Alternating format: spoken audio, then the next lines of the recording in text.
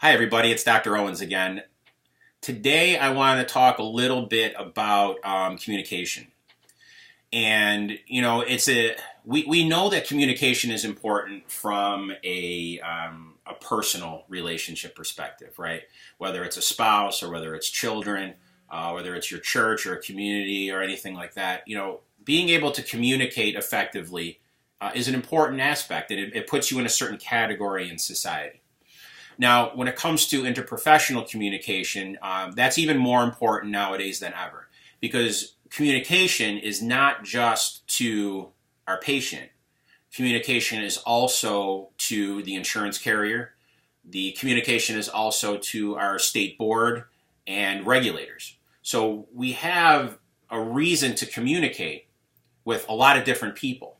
If it's a medical legal case, there may be an attorney that's looking at it. There may be a jury that needs to understand that. There may need to be a claims adjuster that understands what's going on with the patient. So there's a myriad of people that have to understand what you're doing. And historically, practitioners, particularly in chiropractic, we haven't been really good at that. We're very good at demonstration. We're very good at discussing those issues with our patients. And we could do a great report of findings. But when it comes to communicating outside of our clinic, we've always been sort of isolated. Well, those times are changing. And with primary care medicine in particular looking to use chiropractic as case managers for spine,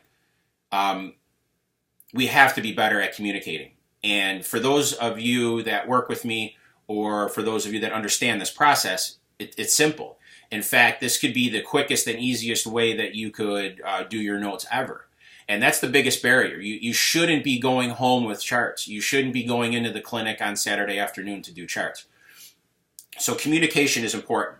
And one thing that I really want to kind of leave you with, and you can call my number, you can email me below, and I'll have some extra videos that I can send you on these types of things so that you can understand how an EMR system should work. You're going to understand how to use macros to describe the research, why we treat for pain management, why we're treating for structural correction, and when the patient is not cured, how and what research is basically directing us to provide health maintenance care. Those are all really, really important aspects to what we do. So, and it's fully supported in the research. But when you communicate, if I could leave you with one thing, you have to create a note that's compliant, meaning that you're hitting all of the levels on your evaluation and management codes. You're making sure that every region that you treat has a subjective complaint, has an objective finding, and has a clinical diagnosis. This is particularly important in the 1 to 2 regions, the 3 to 4 regions, and the 5 regional codes, right? That's where chiropractic is our biggest exposure is it's not that we're doing anything wrong, it's just that we're not documenting it properly on paper, and I can help you with that. The third thing is that has to be addressed is the medical provider, whether that's a pain management doctor that referred him to your practice, or you're working alongside the surgeon, or it's the primary care doctor. Maybe the patient was a walk-in, but we need to communicate as a group interprofessionally. So that note should be good for them as well. Your note should also be good enough for a lawyer that's representing that patient to be able to list and understand everything that's wrong with that patient and what we're all going to do about it. The biggest misconception in my consulting side of my life is that providers believe that each one of those documents needs to be different. I have to write a letter to the medical doctor, and then I have to do my clinical encounter, then I have to write a letter to the lawyer, and I have to prepare all of these things. And we believe that to such an extent that eventually our practices get busy and we stop communicating with everybody. And I know you know what I'm talking about with that. I went through it too. And you know the feeling that's associated with that.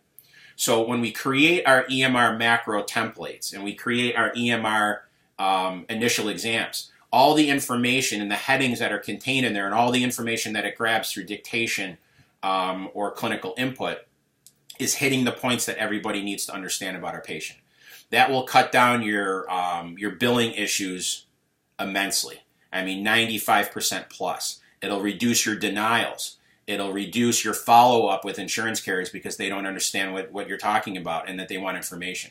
So if you look below, my email address is there. If you could email me and ask me for some additional information, I'll send you some more videos so that you can actually start to implement a process within your practice, so that as you get busier, you're not reinventing the wheel. My job is to help you reduce your stress. And that's what I do in my clinic. That's what I do with my associates. And this sort of process is critically important to your long-term success. Thank you so much for joining me, and I look forward to seeing you again. Thank you.